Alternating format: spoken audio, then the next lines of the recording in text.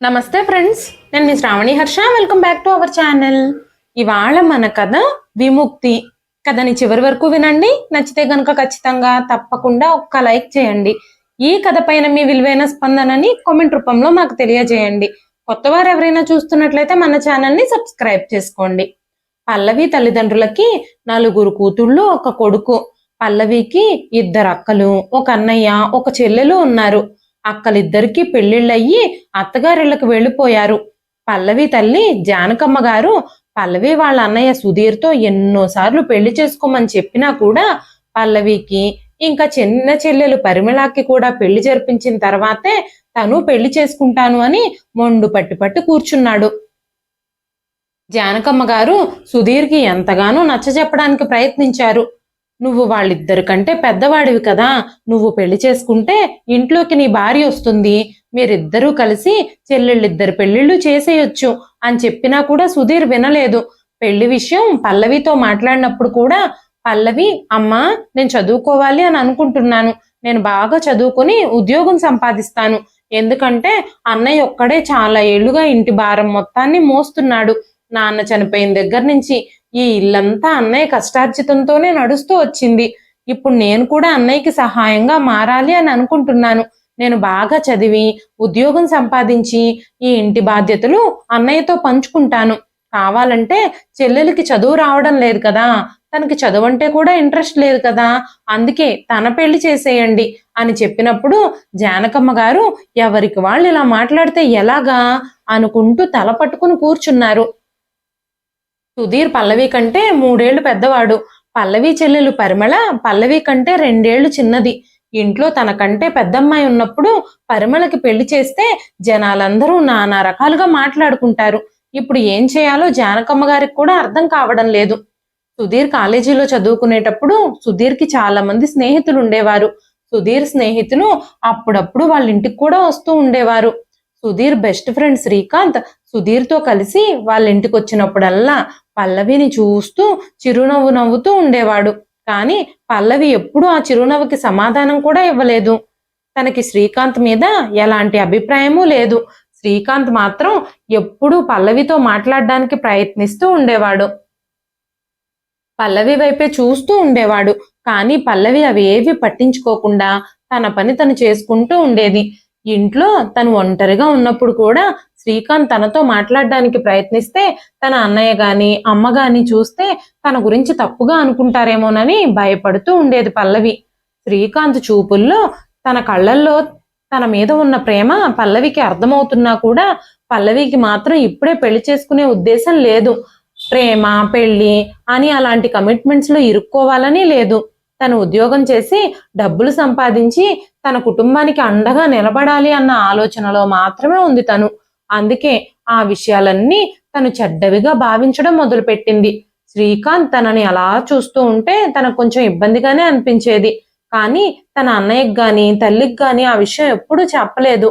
మెల్లమెల్లగా శ్రీకాంత్ ఇంటికి వచ్చినప్పుడల్లా పల్లవి కోసమే తన కళ్ళు వెతకడం పల్లవి గమనిస్తూనే ఉంది. కానీ పల్లవి మాత్రం తన చదువు మీదే శ్రద్ధ పెట్టేది. అనవసరమైన విషయాలన్నింటికీ దూరంగా ఉండాలని తన మనసుకు సర్ది చెప్పుకుంటూ ఉండేది. ఇప్పుడు ప్రేమ దోమ అనే విషయాలకు దూరంగా ఉండాలి అని అనుకుంటూ ఉంటుంది పల్లవి. ఎందుకంటే తన దృష్టిలో అవన్నీ తప్పు.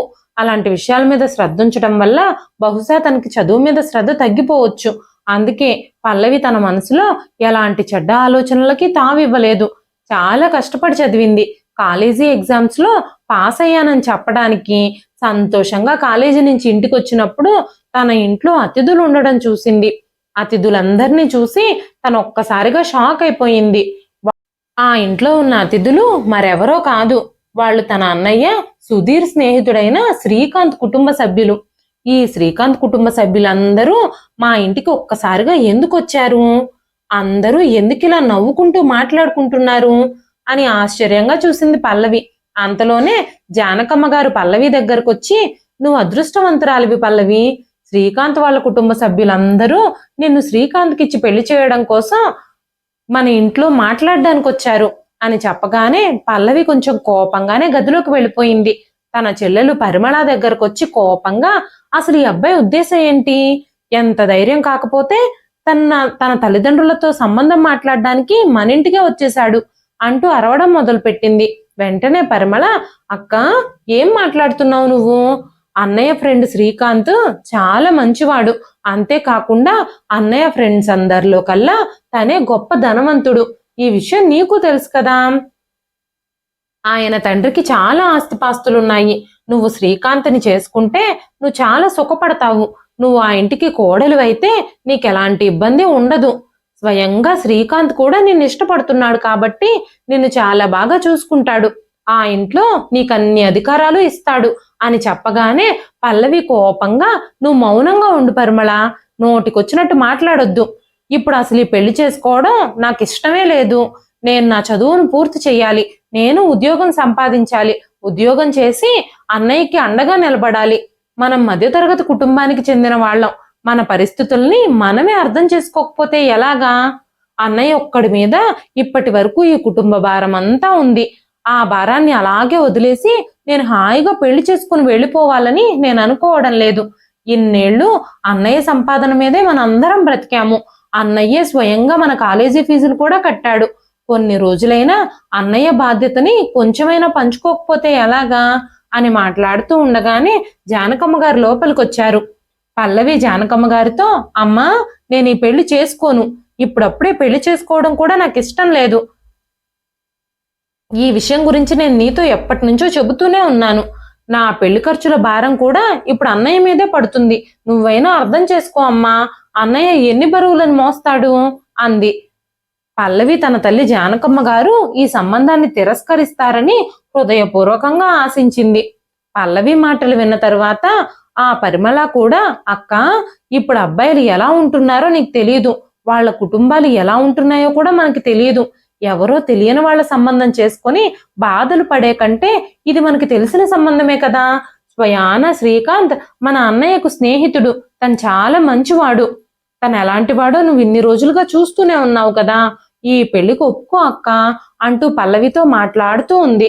సుమారు ఒక 2 గంటలు మాట్లాడిన తర్వాత శ్రీకాంత్ కుటుంబ సభ్యులందరూ బయలుదేరి వెళ్లిపోయారు. ఆ తరువాత జానకమ్మ గారు గదిలోకి వచ్చి, అమ్మ పల్లవి, నువ్వు చాలా అదృష్టవంతురాలివి. శ్రీకాంత్ నిన్నెంతగానో ప్రేమిస్తున్నాడు. తను నిన్నెంత ప్రేమిస్తున్నాడో చూడు. స్వయంగా తన ఇంట్లో వాళ్ళందరినీ పంపించాడు సంబంధం మాట్లాడడానికి. నీ కోసం కుటుంబమే తరలి వచ్చింది. అది చూస్తేనే తెలుస్తుంది శ్రీకాంత్ ఇష్టాలకి వాళ్ళందరూ ఎంత విలువిస్తారో. శ్రీకాంత్ ఇష్ట ప్రకారమే ఆ ఇల్లంతా నడుస్తుంది. శ్రీకాంత్ స్వయంగా నిన్ను ఇష్టపడుతున్నాడు కాబట్టి ఇప్పటి వరకు ఎవ్వరింటికి వెళ్ళి ఏది అడగని ఆ కుటుంబం నీ కోసం మన ఇంటి వరకు వచ్చారు. అందుకే నేను వాళ్ళకి ఈ సంబంధం ఓకే అని చెప్పేశాను. అంతేకాకుండా శ్రీకాంత్ కూడా చాలా ధనవంతుడు. వాళ్ళ ఇంట్లో దేనికి కొరత లేదు. నిన్ను ప్రేమించే వ్యక్తి నీకు భర్తగా దొరికితే నువ్వు అత్తగారింట్లో సంతోషంగా ఉంటావు అని చెప్పగానే పల్లవి, నా ఇష్టం తెలుసుకోకుండానే నువ్వు ఈ సంబంధానికి ఎలా ఓకే చెప్పేస్తావమ్మా అనగానే, ఇంకేం చేయమంటావు? శ్రీకాంత్ కుటుంబ సభ్యులందరూ నిన్ను కనీసం చూడను కూడా చూడకుండానే ఈ సంబంధం ఓకే చేసేశారు. అలాంటి సంబంధాన్ని నేను ఎలా కాదనగలను? నువ్వు కాలేజీ నుంచి రాకముందే వాళ్ళకి నీ ఫోటో చూపించాను. కానీ వాళ్ళు నీ ఫోటో కూడా చూడాల్సిన అవసరం లేదని, మా శ్రీకాంత్ ఇష్టపడితే మా అందరికీ ఇష్టమేనని చెప్పారు. అయినా ఈ సంబంధం చేసుకోవడానికి నీకేంటి అంత ప్రాబ్లం? నువ్వు చదువుకోవాలనుకుంటున్నావు అంతే కదా. పెళ్ళైన తర్వాత నువ్వు చక్కగా చదువుకోవచ్చు. నువ్వు శ్రీకాంత్తో మాట్లాడే విషయం గురించి. వచ్చే వారం వాళ్ళు పెళ్లి తేదీని నిర్ణయించుకోవడానికి మళ్ళీ మన ఇంటికి వస్తారు. నువ్వు ఇప్పుడు గొడవ చేయొద్దు. ఈ సంబంధం చేసుకుంటే నీకే మంచిది. మీ అన్నయ్య కూడా ఈ సంబంధం విషయంలో చాలా సంతోషంగా ఉన్నాడు. నువ్వు బాగా చదువుకుని ఉద్యోగం సంపాదించి మమ్మల్ని పోషించాల్సిన అవసరం ఏమీ లేదు. నువ్వు పెళ్లి చేసుకొని మీ అత్తారింట్లో ప్రశాంతంగా స్థిరపడు. మా బాధలేవో మేం పడతాం. నువ్వు ఇంట్లో ఉన్న దగ్గర నుంచి మాకు భారమే. ఆడపిల్ల ఉన్న తల్లిదండ్రులందరికీ ఎప్పుడెప్పుడు ఆడపిల్లకి పెళ్లి చేసేసి భారం దించేసుకుందామా అనిపిస్తూ ఉంటుంది తప్ప, ఉద్యోగం చేసి డబ్బులు సంపాదిస్తే ఆ డబ్బులు వాడుకోవాలని ఏ తల్లిదండ్రులు అనుకోరు అని చెప్పగానే పల్లవి, ఏంటమ్మా నువ్వు? నేను చెప్పే ఏ మాట వినవు? అసలు నా ఇష్టాయిష్టాలతో పని లేదా నీకు అని అడగగానే జానకమ్మ గారు కోపంగా, ఏంటే నీ ఇష్టం? ఆ అబ్బాయికి ఏం తక్కువ? ఆస్తిపాస్తులా, అందమా, తెలివితేటలా? అన్నీ ఉన్న సంబంధం నిన్ను వెతుక్కుంటూ వస్తే తెలివి తక్కువ దానిలాగా మాట్లాడొద్దు నువ్వు. ఈ సంబంధాన్ని వదులుకున్నామంటే నీ అంత పిచ్చిది ఉండదని జనాలందరూ మాట్లాడుకుంటారు. ఎవరికన్నా బయట వాళ్ళకు గాని ఈ విషయం తెలిస్తే నిన్ను పిచ్చిదానివనే అనుకుంటారు. నువ్వు నోరు మూసుకొని ఈ పెళ్లి కొప్పుకో. శ్రీకాంత్ ఏమీ పని పాట లేకుండా తిరిగే వ్యక్తేం కాదు. స్వయంగా చదువు పూర్తి చేసుకున్నాడు. సొంత వ్యాపారాన్ని నిర్వహిస్తున్నాడు. తన తండ్రి చనిపోయే ముందు ఏ వ్యాపారం అయితే తన తండ్రి చేస్తున్నాడో ఆ వ్యాపారాన్ని ఇప్పుడు శ్రీకాంతే నడిపిస్తున్నాడు. అసలు శ్రీకాంత్కి ఆ వ్యాపారం చేయాల్సిన అవసరం కూడా లేదు. తన తండ్రి చనిపోకముందే శ్రీకాంత్ కోసం చాలా ఆస్తిపాస్తులు కూడబెట్టి వెళ్ళాడు. తను కూర్చుని తిన్నా కూడా తరతరాలు జరిగిపోతుంది. కానీ తను తన కాళ్ళ మీద నిలబడాలని చాలా కష్టపడుతున్నాడు అంటూ జానకమ్మ గారు పల్లవిని కౌగిలించుకొని, పల్లవి, నువ్వు ఈ విషయం గురించి ఎక్కువగా ఆలోచించొద్దమ్మా. నీ భవిష్యత్తు కోసమే చెప్తున్నాను. నీ భవిష్యత్తు బాగుండాలనే నేను కోరుకుంటున్నాను. ఈ పెళ్లి చేసుకుంటే నీకే మంచిది. నువ్వు చాలా సంతోషంగా ఉంటావు. అంతేకాకుండా నీ చెల్లెలికి కూడా మంచి మంచి సంబంధాలు వస్తాయి. అక్కలిద్దరికీ మధ్యతరగతి సంబంధాలతోనే పెళ్లిళ్ళు చేసేసాము. వాళ్ళు ప్రతి అవసరానికి ఎంత ఇబ్బంది పడుతున్నారో నీకు తెలుసు కదా. నువ్వు చూస్తూనే ఉన్నావు కదా. నీకు అలాంటి ఇబ్బందులు పడే జీవితం అవసరమా చెప్పు? నీ జీవితాన్ని సంతోషంగా గడిపే అవకాశం దొరికింది నీకు అనగానే పల్లవి, అమ్మా, ధనవంతుల్ని చేసుకుంటే సుఖపడతాం, సంతోషంగా ఉంటాం అని గ్యారెంటీ ఏమైనా ఉందా? ఈ విషయాలన్నీ ఎక్కడైనా రాసున్నాయా అనగానే జానకమ్మ గారు, పిచ్చి పిచ్చిగా మాట్లాడొద్దు పల్లవి. శ్రీకాంత్ స్వయంగా నిన్ను ప్రేమిస్తున్నాడు. అంత ప్రేమించే వ్యక్తి నిన్ను సంతోషంగా ఎందుకు చూసుకోడు అన్నారు. పల్లవి కోపంగా, చెయ్యండి, మీ ఇష్టం వచ్చినట్టే చెయ్యండి. ఈ ఇంట్లో ఎవ్వరికీ నా ఇష్టాయిష్టాలతో సంబంధం లేదు. ఈ సంబంధం విషయంలో మీరందరూ సంతోషంగా ఉన్నారు కదా. నా బాధలు ఎవ్వరికీ అర్థం కావు. నేను ఇంకా చదువుకోవాలి అని అనుకుంటున్నాను. నా చదువును మధ్యలోనే ఆపించేస్తున్నారు. నా కోరికలు ఎవ్వరూ అర్థం చేసుకోరు అంటూ లోపలికి వెళ్ళిపోయింది పల్లవి. తన అన్నయ్యతో కూడా మాట్లాడడానికి ప్రయత్నించింది పల్లవి. తన అన్నయ్య దగ్గర నుంచి కూడా జానకమ్మ గారు ఏ మాటలైతే చెప్పారో ఆ మాటలే వచ్చాయి. పల్లవి ఆ తర్వాత శ్రీకాంత్తో కూడా మాట్లాడి ఈ సంబంధం ఎలాగైనా క్యాన్సిల్ చేయించి తన చదువు కొనసాగించుకోవాలి అని అనుకుంది. కానీ శ్రీకాంత్తో మాట్లాడే ధైర్యం చేయలేదు తను. ఎందుకంటే తను చాలా గొప్పింటివాడు. స్వయంగా తనని ఇష్టపడ్డానని తన కుటుంబ సభ్యుల్ని పంపించి మరీ సంబంధం కలుపుకున్నాడు. ఈ సంబంధం విషయంలో పల్లవి కుటుంబ సభ్యులందరూ కూడా సంతోషంగా ఉన్నారు. అందుకే వాళ్ళ సంతోషాలన్నీ చెడగొట్టలేక ఆగిపోయింది పల్లవి. తన కుటుంబ సభ్యులందరి సంతోషం కోసం తన ఇష్టాయిష్టాల్ని, కోరికల్ని చంపుకుంది తను.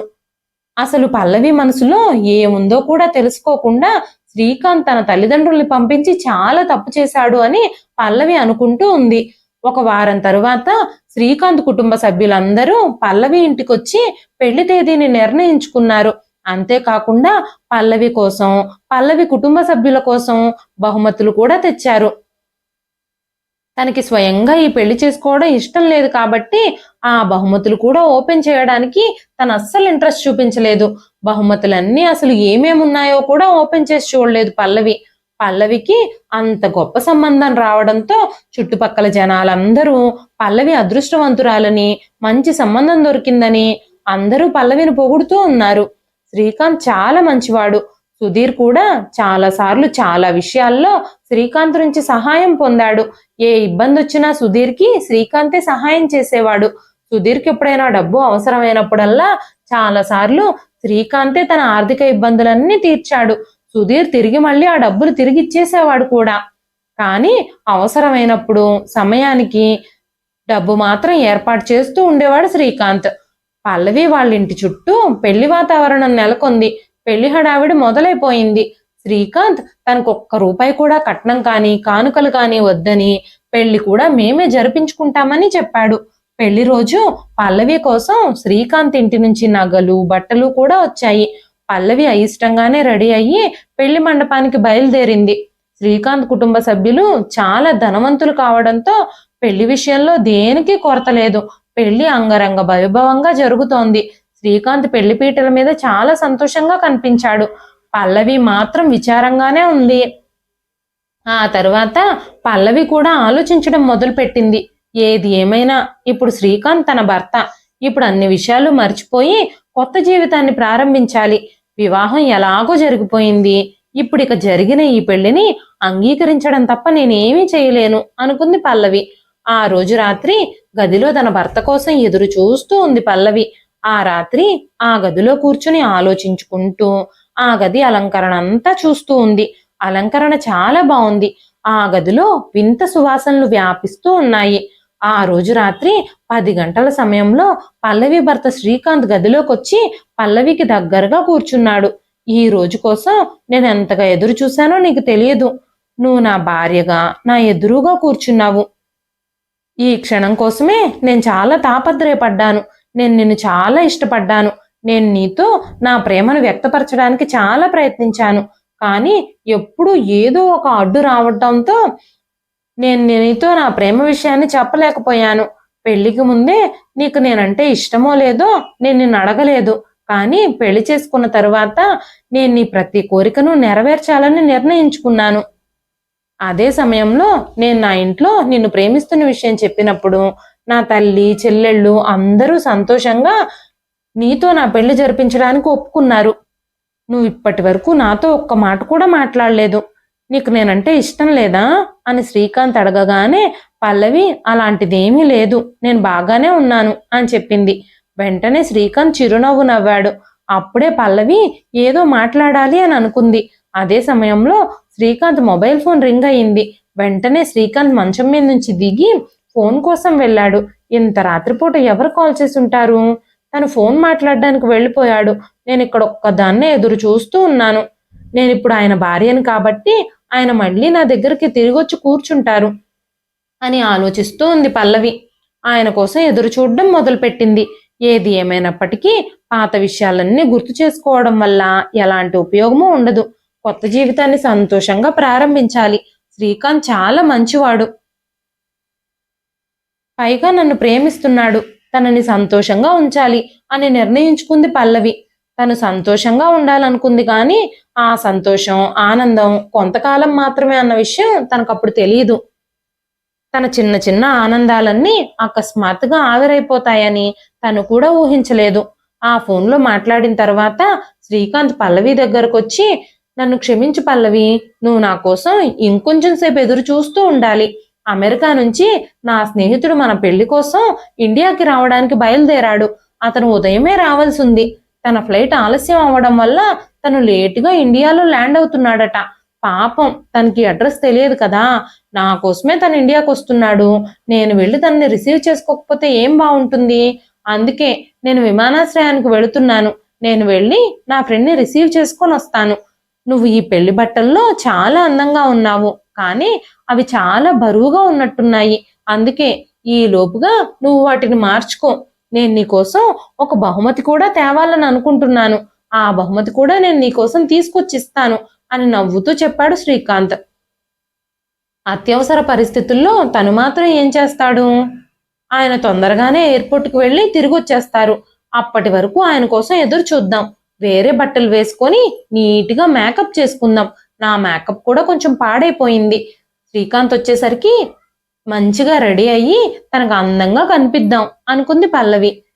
తను అక్కడ కబ్బోర్డ్ తెరిచి చూసినప్పుడు అక్కడ తన కోసమే చాలా బట్టలున్నాయి. శ్రీకాంత్ పల్లవి కోసం పెళ్లికి ముందే చాలా బట్టలు కొన్నాడు. డిజైనర్ బట్టలన్నీ చాలా అందంగా ఉన్నాయి. అందులో చాలా అందంగా ఉండే ఒక డ్రెస్ ని పల్లవి వేసుకుంది. కొద్దిగా మేకప్ కూడా వేసుకుంది. ఆపై మంచం మీద కూర్చుని తన భర్త కోసం ఎదురు చూస్తూ ఉంది. ఎదురు చూసి చూసి అలసిపోయినప్పుడు మళ్ళీ లేచి తను అటు ఇటు తిరుగుతూ తిరిగి కూడా అలసిపోయింది. శ్రీకాంత్ ఎయిర్పోర్ట్కి బయలుదేరి వెళ్ళి చాలా సమయం గడిచిపోయింది. తను ఇంకా ఎందుకు తిరిగి రాలేదు? నేను ఎదురు చూసి చూసి అలసిపోయాను. ఆయన కోసం తిరిగి అలసిపోయాను. చాలా ఆలస్యం అయిపోయింది. నేను కాసేపు విశ్రాంతి తీసుకుంటాను అని మంచం మీద పడుకోబోయింది. అదే సమయంలో బయట నుంచి వింత వింత శబ్దాలు రావడం మొదలయ్యాయి. చాలా మంది జనాలు గుమిగూడారు అక్కడ. చాలా మంది జనాలు గుమికూడిన శబ్దాలు, జనాల ఏడుపుల శబ్దాలు వినబడుతున్నట్టుగా అనిపించాయి పల్లవికి. ఈ సమయంలో పెళ్లింట్లో ఏడుపుల శబ్దాలు ఎందుకు వినిపిస్తున్నాయి అనే విషయం పల్లవి అర్థం చేసుకోలేకపోయింది. అదే సమయంలో పల్లవి ఆడపడుచు పల్లవి గదిలోకొచ్చి వదినా అంటూ ఏడవడం ప్రారంభించింది. తను ఏడుపు యొక్క అర్థాన్ని పల్లవి అర్థం చేసుకోలేకపోయింది. ఏం జరిగిందోనని పదే పదే అడిగిన తర్వాత ఆ అమ్మాయి వదినా, మా అన్నయ్య ఈ ప్రపంచం నుంచి వెళ్ళిపోయాడు అంటూ పల్లవితో చెప్పింది. అకస్మాత్తుగా ఆ మాటలు విన్న పల్లవి షాక్ అయిపోయింది. మా అన్నయ్య తన ఫ్రెండ్ ని ఎయిర్పోర్ట్ నుంచి పికప్ చేసుకోవడానికి వెళ్ళాడు. దారి మధ్యలో అకస్మాత్తుగా ప్రమాదం జరిగింది. అక్కడికక్కడే అన్నయ్య ఈ లోకాన్ని విడిచిపెట్టి వెళ్ళిపోయాడు. తనని హాస్పిటల్కి తరలించిన తర్వాత అక్కడ డాక్టర్ ఈ విషయాన్ని నిర్ధారించారు. మీరు తొందరగా కిందకి రండి, అందరూ మిమ్మల్ని పిలుస్తున్నారు అని చెప్పింది. పల్లవి తన చెవులను తానే నమ్మలేకపోయింది. అప్పుడే పల్లవి ఒక తెల్ల బెడ్షీట్లో చుట్టిన ఒక మృతదేహాన్ని చూసింది. ఆ శరీరం నేల మీద ఉంచబడింది. అక్కడ చుట్టూ చాలా మంది జనాలు గుమికూడారు. కాసేపటి క్రితం నాతో మాట్లాడుతూ ఉన్న ఈ వ్యక్తి అకస్మాత్తుగా ఎలా చనిపోగలుగుతారు అంటూ ఏడవడం ప్రారంభించింది పల్లవి. ఇప్పుడు పల్లవి జీవితం శూన్యంగా మారిపోయింది. తను ఒక వితంతువుగా అయిపోయింది. తను ఏడుస్తూనే ఉంది. పల్లవి తల్లి, అన్నయ్య కూడా అక్కడికి వచ్చారు. ఇది తన జీవితంలో చాలా ప్రమాదకరమైన రోజు. జానకమ్మ గారు కూడా ఏడుస్తూ, నా కూతురు జీవితం ఒక్క రోజులోనే నాశనం అయిపోయింది. ఈ పెళ్లి చేసుకుంటే తను సుఖపడుతుందని, సంతోషంగా ఉంటుందని నేను అనుకున్నాను. కానీ ఇంత గొప్ప దుఃఖాన్ని పొందాల్సి వస్తుందని నేను అస్సలు అనుకోలేదు అంటూ చాలా ఘోరంగా ఏడుస్తున్నారు ఆవిడ. పల్లవి తన భర్తని భర్తగా ఒప్పుకునేసరికి తన ఈ లోకాన్ని విడిచిపెట్టి వెళ్ళిపోయాడు. సుధీర్ కూడా తన ప్రాణ స్నేహితుడు దూరమైనందుకు, తన చెల్లెలి జీవితం అలా నాశనం అయిపోయినందుకు చాలా తీవ్రంగా ఏడుస్తూనే అన్నాడు. జానకమ్మ గారు తన దుఃఖాన్ని కంట్రోల్ చేసుకోలేకపోతున్నారు. ఎంతో ఆనందంగా ఉండబోతోంది అని ఊహించుకున్న తన జీవితం ఇంత గొప్ప దుఃఖంలో మునిగిపోతుందని పల్లవి ఎప్పుడూ అనుకోలేదు. తను చాలా ఘోరంగా ఏడుస్తూ ఉంది. తన భర్తని తలుచుకుని, తన పరిస్థితిని తలుచుకుని తను పిచ్చిదానిలా మారిపోయింది. తనని కంట్రోల్ చేసుకోలేకపోతోంది. నా భర్త అలా ఎలా చనిపోతారు? ఆయన ఎయిర్పోర్ట్ నుంచి తన ఫ్రెండ్ని రిసీవ్ చేసుకోవడానికి వెళ్ళారు.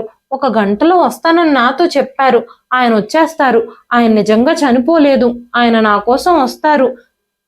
ఇక్కడ ఉన్నది ఆయన కాదు అని మాట్లాడుతూ ఉంది పల్లవి. పల్లవి శ్రీకాంత్ చనిపోయాడు అన్న వాస్తవాన్ని ఒప్పుకోలేకపోతుంది. శ్రీకాంత్ దహన సంస్కారాలన్నీ జరిగిపోయాయి. పల్లవి తల్లి, అన్నయ్య కూడా ఆ ఇంటి నుంచి వెళ్ళిపోయేటప్పుడు పల్లవిని తమతో పాటు తీసుకెళ్తామని జానకమ్మ గారు అడిగినా కూడా శ్రీకాంత్ తల్లి, చెల్లెళ్ళు ఆ ప్రతిపాదనకు ఒప్పుకోలేదు. ఇప్పుడు పల్లవి మా కోడలు, తన బాధ్యత మేమే తీసుకుంటామని ఆవిడ చెప్పారు. జానకమ్మ గారు, సుధీర్ అక్కడి నుంచి వెళ్ళిపోయారు. పల్లవి ఆ ఇంట్లో భర్త లేని జీవితాన్ని చాలా భారంగా గడుపుతుంది.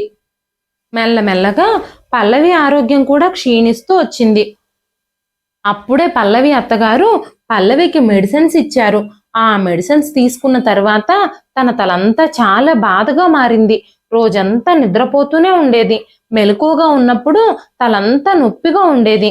తనకి ఊపిరి తీసుకోవడం కూడా ఇబ్బందిగా అయిపోతుంది. కొన్నిసార్లు తన పరిస్థితి ఏమిటో తనకే తెలిసేది కాదు. తనంతట తానే తనని కొట్టుకుంటూ ఉండేది. చేతికేది దొరికితే అది అందరి మీద విసిరేస్తూ ఉండేది. 2-3 రోజులు పల్లవి అపస్మారక స్థితిలో కూడా ఉండిపోయింది. తను స్పృహలోకొచ్చి తను కళ్ళు తెరిచి చూసినప్పుడు తను ఆసుపత్రిలో ఉంది. తను కళ్ళు తెరిచి చూసినప్పుడు తన పక్కనే ఉన్న నర్సు, మీరిప్పుడు ఎలా ఫీల్ అవుతున్నారు అంటూ అడిగింది. పల్లవి అలా చూస్తూ ఉండిపోయింది. ఏ సమాధానము చెప్పలేదు. మీరు తొందరలోనే కోలుకుంటారు అంటూ చెప్పింది ఆ నర్సు. మిమ్మల్ని తొందరలోనే రూమ్కి షిఫ్ట్ చేస్తారు అని చెప్పగానే పల్లవి, ఏ గదికి పంపిస్తారు నన్ను? నేను అసలు ఎక్కడున్నాను? నా కుటుంబం అంతా ఎక్కడుంది? అసలు నాకు ఏం జరిగింది? నేను ఇక్కడ ఎందుకున్నాను అంటూ ఆ నర్సుని ప్రశ్నల మీద ప్రశ్నలు అడిగింది. మేడం, మీ ఆరోగ్య పరిస్థితి అసలు ఏమీ బాగోలేదు. మీరిప్పుడు ఆసుపత్రిలో ఉన్నారు. మీకు ఆకలిగా ఉందంటే చెప్పండి, భోజనం ఇక్కడికే తీసుకొచ్చిస్తాను అని చెప్పినప్పుడు పల్లవి చుట్టూ చూసింది.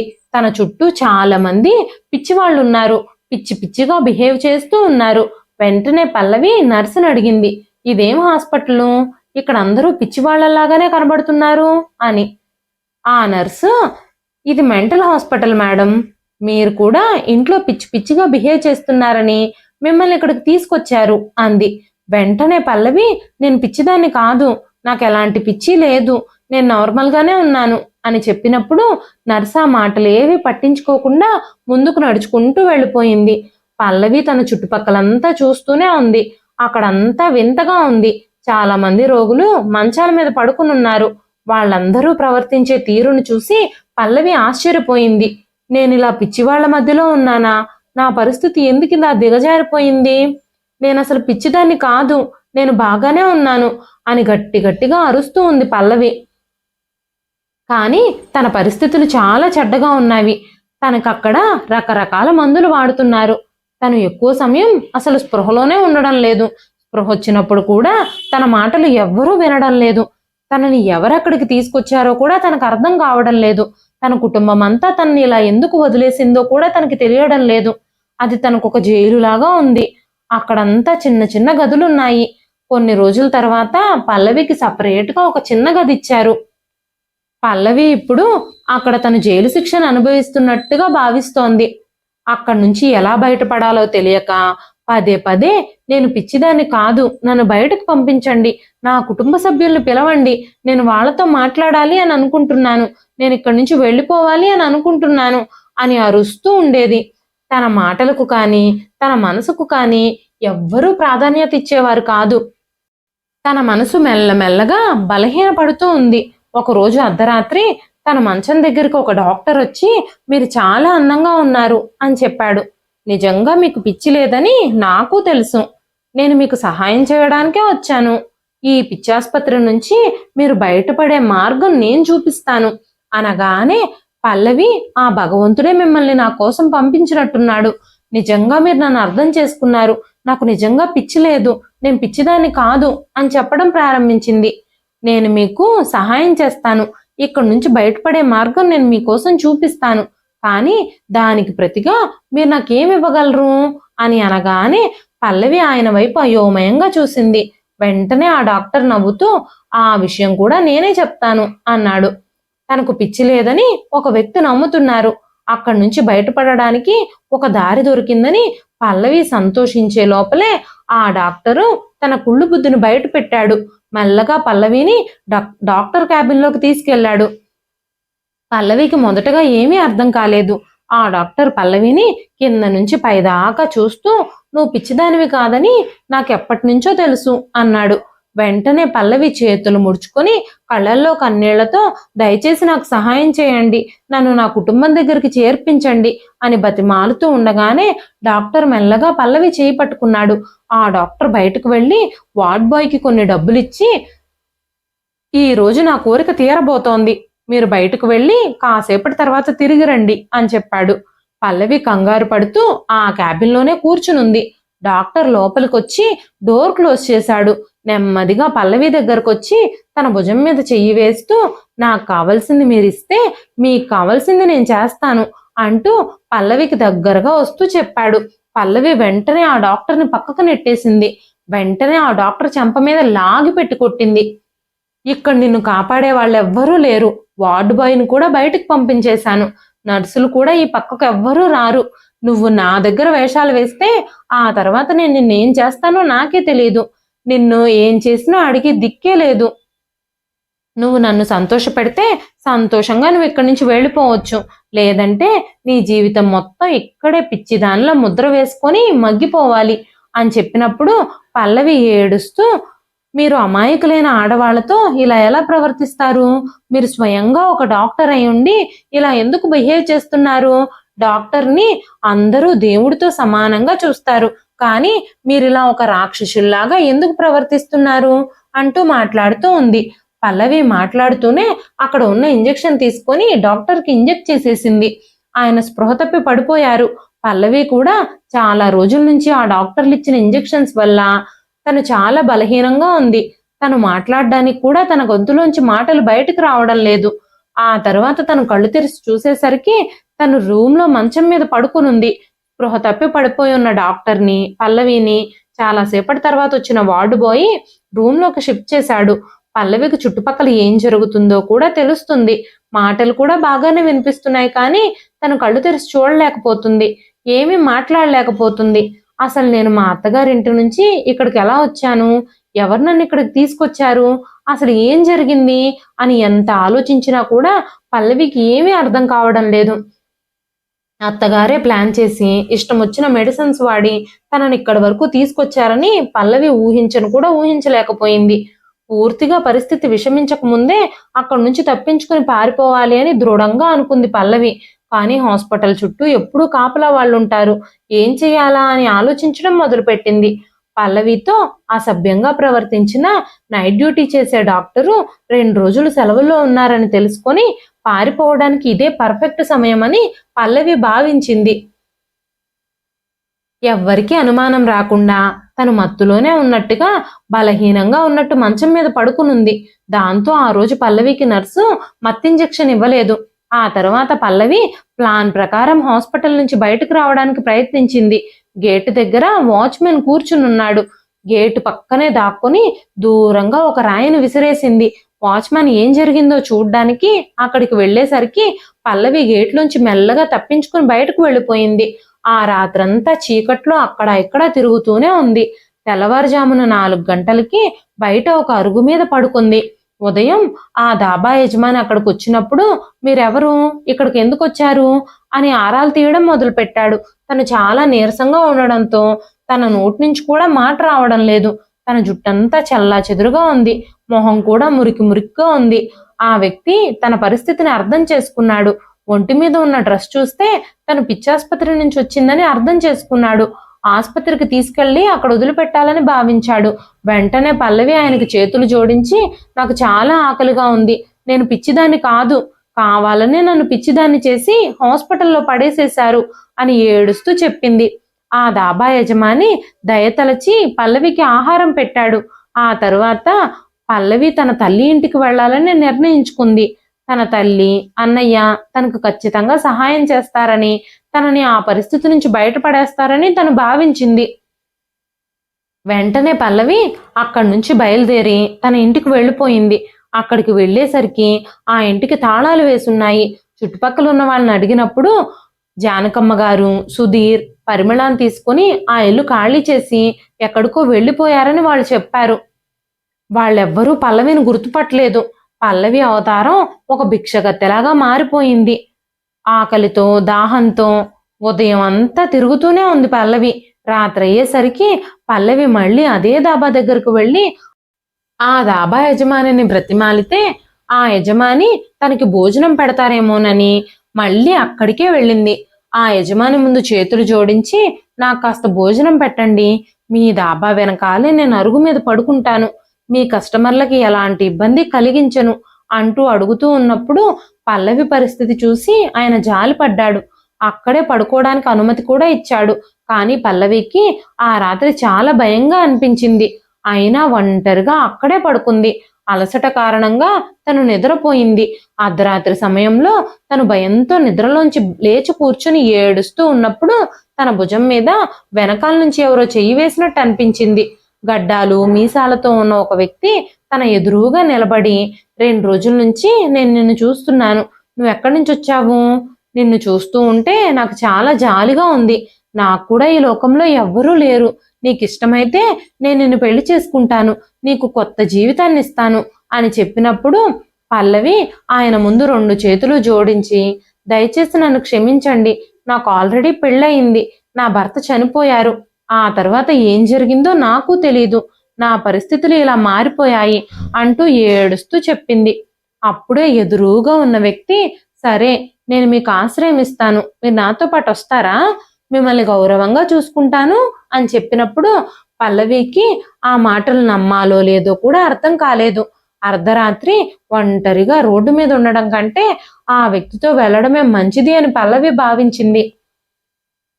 ఆ వ్యక్తి తనని కొంచెం దూరం నడిపించి ఒక ఇంట్లోకి తీసుకెళ్లాడు. ఆ ఇంటి లోపలికి వెళ్ళినప్పుడు ఆ ఇంట్లో అన్ని సౌకర్యాలు ఉన్నాయి. ఆ ఇల్లు సకల సౌకర్యాలతో నిండుంది. పల్లవి ఆ ఇంటిని చూసి ఆశ్చర్యపోయింది. ఆ తరువాత వెనక్కి తిరిగి చూసినప్పుడు ఆ వ్యక్తి తన గడ్డాలు, మీసాలు తొలగిస్తూ కనిపించాడు. పల్లవి పరీక్షగా అతని వంక చూసినప్పుడు ఆ వ్యక్తి మరెవరో కాదు, తన భర్త శ్రీకాంతే. చాలా ప్రశ్నలు తన మనసులో తిరుగుతూ ఉన్నాయి. పల్లవి కంగారు పడుతూ ఉండగానే, శ్రీకాంత్, నువ్వు ఆందోళన చెందాల్సిన అవసరం ఏమీ లేదు, ప్రతి విషయము నేను నీతో చెప్తాను అనగానే పల్లవి పట్టరాని దుఃఖంతో నేల మీద పడి ఏడవడం మొదలుపెట్టింది. వెంటనే శ్రీకాంత్ తనని ఓదార్చి ఆ రోజు రాత్రి జరిగిన విషయాలన్నీ తనతో చెప్పడం మొదలుపెట్టాడు. నేను పెళ్లి రోజు రాత్రి నా స్నేహితుడిని తీసుకురావడానికి ఎయిర్పోర్ట్కు వెళ్ళాను. అదే సమయంలో కారులో డ్రైవ్ చేస్తూ నా ఫ్రెండ్కి కాల్ చేసినప్పుడు, నా ఫ్రెండ్, నీకేమైనా పిచ్చి పట్టిందా శ్రీకాంత్, నేను ఎయిర్పోర్ట్లో ఉండడం ఏంటి, ఒకవేళ ఎయిర్పోర్ట్లో ఉన్నా కూడా పెళ్లి జరిగి నువ్వు నీ భార్యతో ఉన్న సమయంలో నేను నిన్ను డిస్టర్బ్ చేస్తానని ఎలా అనుకున్నావు, నా ఫ్లైట్ క్యాన్సిల్ అయింది, నేను అసలు మీ పెళ్లి కోసం ఇండియాకి రానే లేదు, నీకొచ్చింది ఏదో ఫేక్ కాల్లా ఉంది అని చెప్పినప్పుడు శ్రీకాంత్ ఆశ్చర్యపోయాడు. అసలు ఏ నెంబర్ నుంచి కాల్ వచ్చిందో నువ్వు కనీసం చూసుకున్నావా, నేనైతే నీకు కాల్ చేయలేదు అని మాట్లాడుతూ ఉన్నప్పుడు అకస్మాత్తుగా ఒక లారీ శ్రీకాంత్ డ్రైవ్ చేస్తున్న కారుని ఢీ కొట్టింది. తనని హాస్పిటల్కి తీసుకెళ్లారు. శ్రీకాంత్ స్పృహలోకి వచ్చినప్పుడు డాక్టర్ శ్రీకాంత్ని కొన్ని విషయాలు అడిగారు. ఆ డాక్టర్ శ్రీకాంత్తో కొన్ని విషయాలు చెప్పారు కూడా.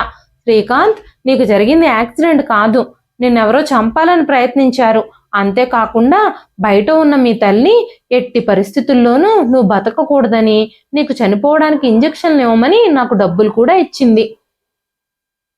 నీ సవతి తల్లి ఈ యాక్సిడెంట్ కూడా ప్లాన్ చేసింది అని చెప్పాడు. కానీ ఆ డాక్టరు ఆవిడ చెప్పిన పని చెయ్యలేదు. ఎందుకంటే ఆ డాక్టర్ శ్రీకాంత్ తండ్రికి స్వయాన ప్రాణ స్నేహితుడు కాబట్టి. వెంటనే డాక్టర్, శ్రీకాంత్, నీ ప్రాణాలకి ఇప్పుడు ప్రమాదం ఉంది, నేను చెప్పినట్టు విను, అంతా సర్దుకుంటుంది అని చెప్పి ఒక అనాథ శవాన్ని శ్రీకాంత్ ప్లేస్లో ప్రమాదంలో ముఖం గుర్తుపట్టలేనంతగా పాడైంది అని చెప్పి ఇంటికి పంపించారు. శ్రీకాంత్కి ఆయన ట్రీట్మెంట్ చేసి శ్రీకాంత్ కోలుకునేలా చేశాడు. ఆ తర్వాత శ్రీకాంత్ పూర్తిగా కోలుకొని బయటకొచ్చి పల్లవి కోసం తన ఇంటి దగ్గర కాపలా కాస్తూ ఉన్నప్పుడు పల్లవి ఎన్ని రోజులకి ఆ ఇంట్లో కనిపించలేదు. అప్పుడు శ్రీకాంత్ పల్లవి కోసం వెతకడం మొదలు పెట్టాడు. పల్లవి ఖచ్చితంగా తన పుట్టింటికి వెళుతుందేమోనని జానకమ్మ గారి ఇంటి దగ్గరకు వెళ్ళాడు. కొన్ని రోజులు అక్కడక్కడే తిరుగుతూ ఉన్నాడు. శ్రీకాంత్ ఆ రోజు ఉదయం పల్లవి తన తల్లిని అన్నయ్యని కలవడానికి అక్కడికి వెళ్ళినప్పుడు పల్లవిని చూసి చాలా సంతోషించాడు. ఆ తర్వాత తనని ఫాలో చేశాడు. ఆ రాత్రి ధాబా దగ్గరకు వెళ్ళి తనను అక్కడికి తీసుకువచ్చాడు. జరిగిన విషయాలన్నీ శ్రీకాంత్ పల్లవితో చెబుతూ ఉంటే పల్లవి చాలా ఆశ్చర్యపోయింది. శ్రీకాంత్ని ఎంతగానో ప్రేమిస్తున్నట్టు నటించే తన తల్లి ఇంత ఘోరానికి ఒడిగడుతుందా అని పల్లవి ఆశ్చర్యపోయింది. పల్లవికి తెలియని విషయం ఏమిటంటే, శ్రీకాంత్ తల్లి అతనికి సొంత తల్లి కాదు, సవతి తల్లి. ఈ విషయం శ్రీకాంత్కి తెలుసు. శ్రీకాంత్ పుట్టిన తర్వాత శ్రీకాంత్ కన్న తల్లి చనిపోతే శ్రీకాంత్ తండ్రి రెండో పెళ్లి చేసుకున్నాడు. సవతి తల్లి శ్రీకాంత్ మీద ప్రేమ ఉన్నట్టు నటించేది, అంతే తప్ప నిజంగా తనను ఎప్పుడూ ప్రేమించలేదు. ఇప్పుడు శ్రీకాంత్ తన విషయంలో, తన భార్య విషయంలో ఇంత ఘోరంగా ప్రవర్తించిన తన తల్లిని గాని చెల్లెళ్ళని గాని కలవాలని అనుకోలేదు. వాళ్ళకి బుద్ధి చెప్పాలని కూడా అనుకోలేదు. అంత నీచులకి మనుషులు చెప్పే బుద్ధి సరిపోదు, దేవుడే వాళ్ళకి తగిన శిక్ష వేస్తాడు అని అనుకున్నాడు. శ్రీకాంత్ తన చదువుకు తగ్గ ఉద్యోగం చూసుకొని పల్లవితో సంతోషకరమైన సాదాసీదా జీవితాన్ని గడపడం మొదలుపెట్టాడు. పల్లవి కూడా తన చివరి సంవత్సరం డిగ్రీ చదువు పూర్తి చేసుకొని తను కూడా ఉద్యోగంలో జాయిన్ అయింది. ప్రేమాభిమానాలు లేని మనుషుల మధ్యలో పెద్ద పెద్ద బంగ్లాల్లో ఉండే కంటే చిన్న ఇంట్లోనైనా మనల్ని ప్రేమించే మనుషులతో ప్రశాంతంగా ఉండడం మంచిది అని పల్లవి, శ్రీకాంత్ భావించారు. ఇదండి ఈ రోజు కథ. ఈ కథ మీకు ఎలా అనిపించింది? కథ నచ్చితే ఒక లైక్ చేయండి. ఈ కథ పైన మీ విలువైన స్పందనని కామెంట్ రూపంలో మాకు తెలియజేయండి. మరెన్నో ఇలాంటి ఇంట్రెస్టింగ్ కథల కోసం మన ఛానల్ని సబ్స్క్రైబ్ చేసుకోండి. మరొక మంచి కథతో రేపు మళ్ళీ కలుస్తానండి. అంతవరకు సెలవు.